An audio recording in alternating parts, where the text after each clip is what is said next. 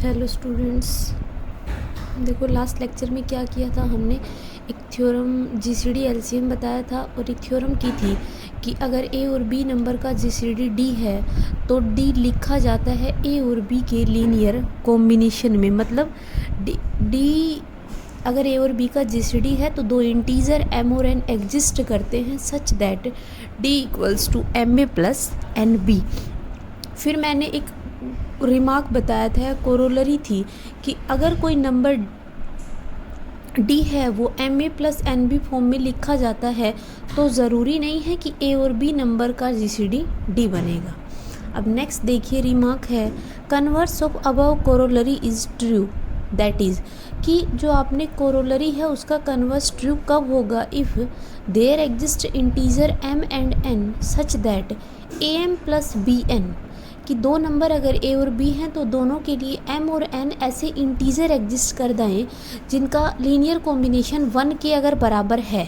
अगर पीछे वो बताया था कि डी रहेगा तो ए और बी का जीसीडी डी नहीं बनेगा, लेकिन अगर ये नंबर 1 के बराबर है तो हम पक्का बोल सकते हैं कि ए और बी नंबर का जो जीसीडी होगा वो 1 बनेगा।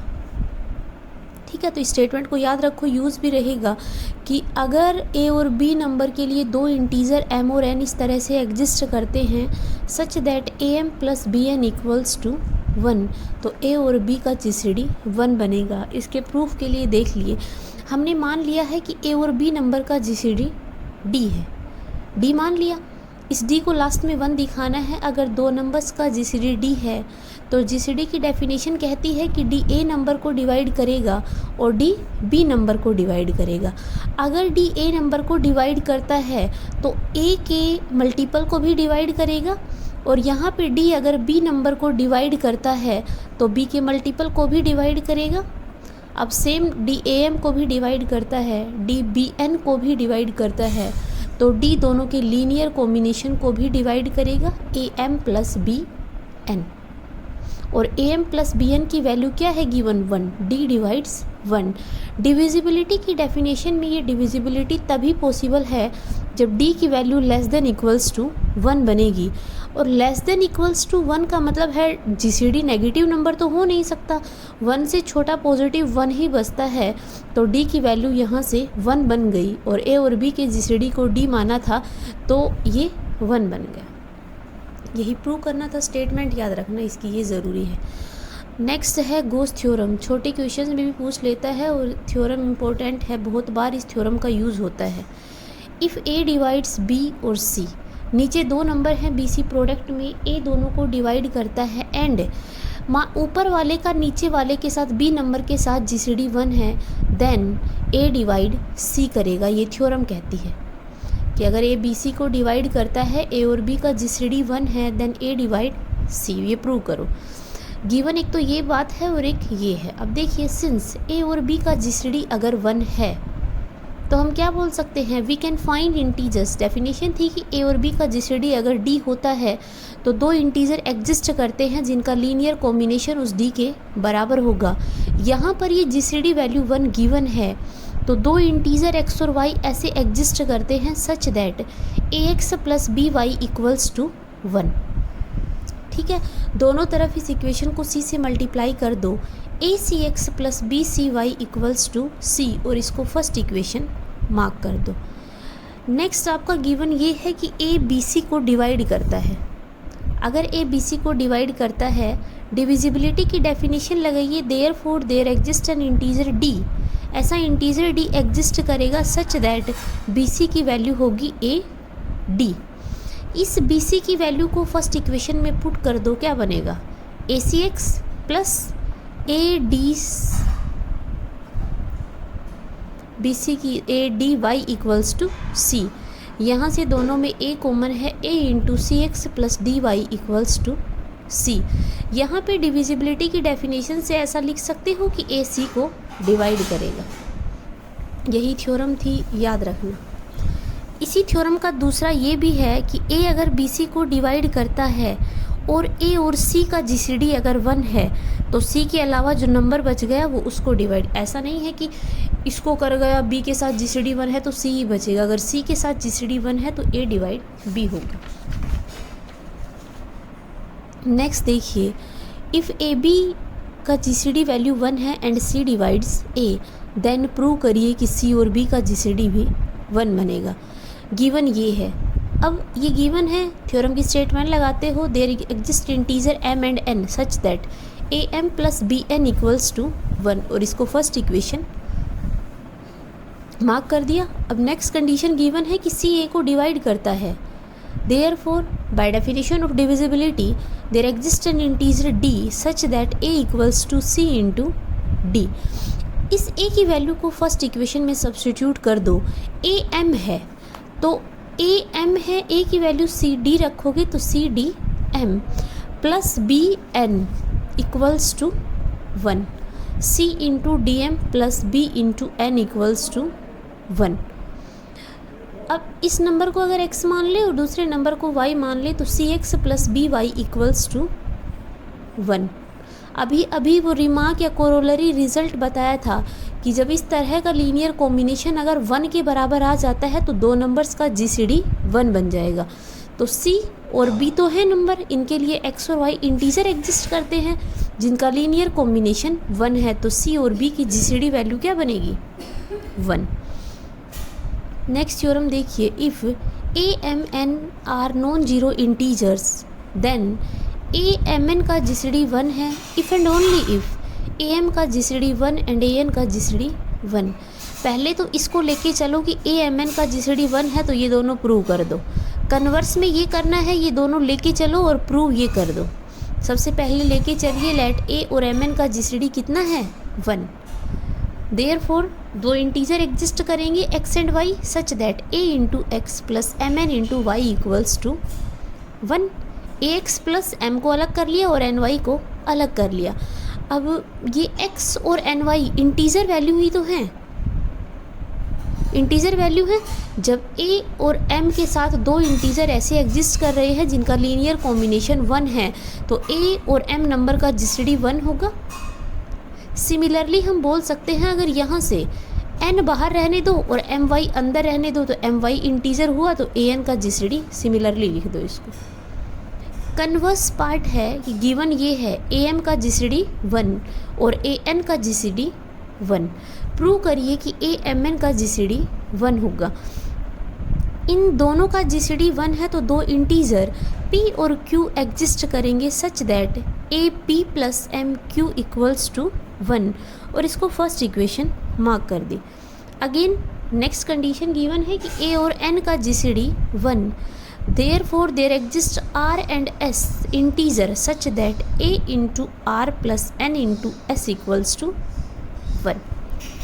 ए आर प्लस एन एस है इंटू 1 है, उस 1 की वैल्यू को ये पुट कर दो, a p plus m q equals to 1। अब इसको खोल लो, एक ए आर यहाँ है और एक ए की टर्म यहाँ आएगी, एन एस ए पी, दोनों से ए कॉमन लोगे तो अंदर बचेगा r plus n s p, और प्लस इस और इस टर्म को मल्टीप्लाई करोगे m n s q equals to 1। A के अलावा जो ब्रैकेट में टर्म है मैंने इसको m1 मान लिया और mn के अलावा जो दूसरी टर्म है इसको n1 मान लिया, तो ये क्या बन गया, a m1 plus mn into n1 equals to 1। m1 और n1 दो इंटीजर वैल्यू हैं तो a और mn का जीसीडी 1 बन गया। यही प्रूव करना था। अगर इसका 1 है तो ये दोनों प्रूव करिए और कन्वर्स में इन दोनों को 1 लेके चलिए और प्रूव ये कर दीजिए।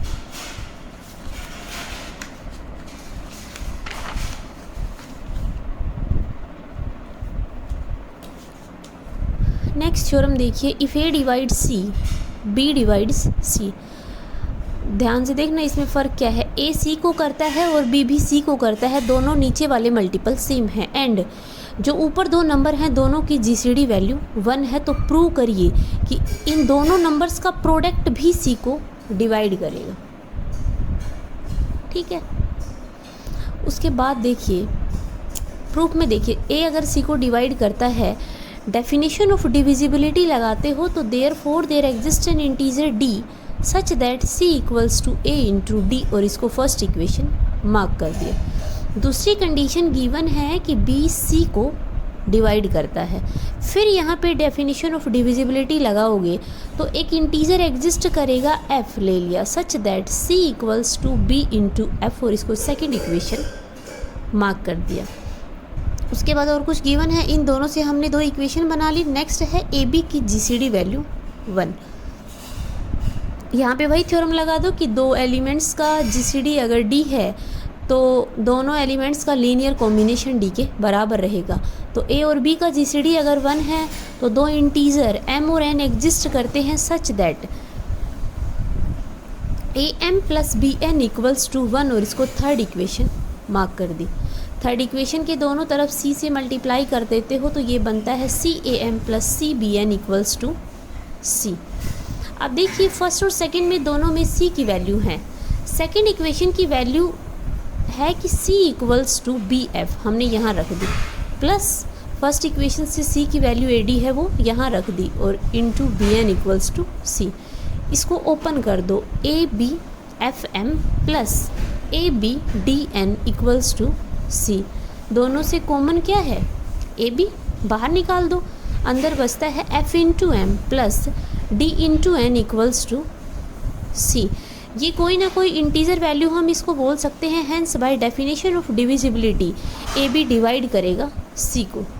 अगर वैसे डायरेक्ट नहीं समझ आता है तो ए बी सी को डिवाइड करने का मतलब है एक इंटीजर वैल्यू एग्जिस्ट करती है जो यहाँ कुछ भी हो सकती है।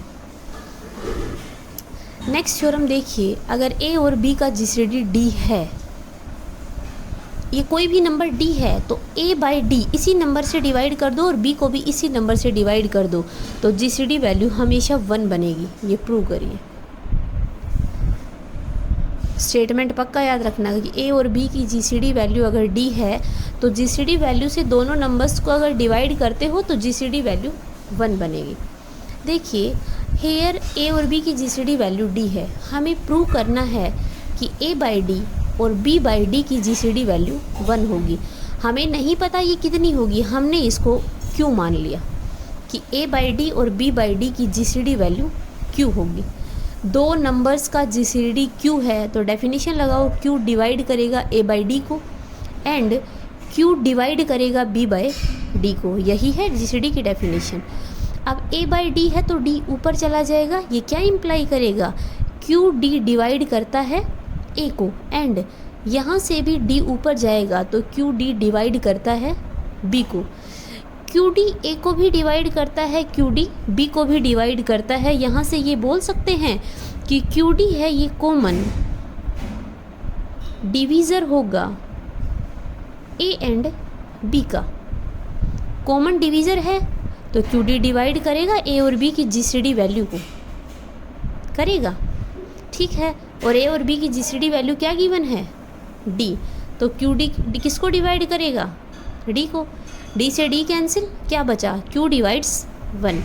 अब q डिवाइड्स 1, नीचे 1 है तो ऊपर वाली वैल्यू डिविजिबिलिटी की डेफिनेशन ये कहती है कि 1 के बराबर या 1 से छोटी।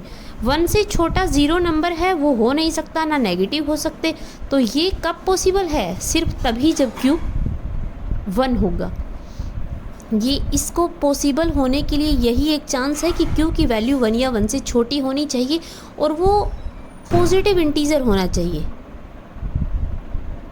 तो नेगेटिव हो नहीं सकती, 0 पॉसिबल नहीं है। तो ये तभी पॉसिबल है जब q की वैल्यू 1 होगी। तो हमने क्या माना था कि a बाई डी और b बाई डी की जीसीडी वैल्यू q माननी थी, और लास्ट में आपने ये निकाल दिया है कि जो आपने q नंबर माना था उस q की वैल्यू कितनी है, 1। तो सब्स्टिट्यूट कर दीजिए कि a बाई डी और b बाई डी की जीसीडी वैल्यू 1 बनेगी, ठीक है। उसके बाद थ्योरम है वो लेंदी है, आज नहीं होगी, कल करते हैं। Thank you.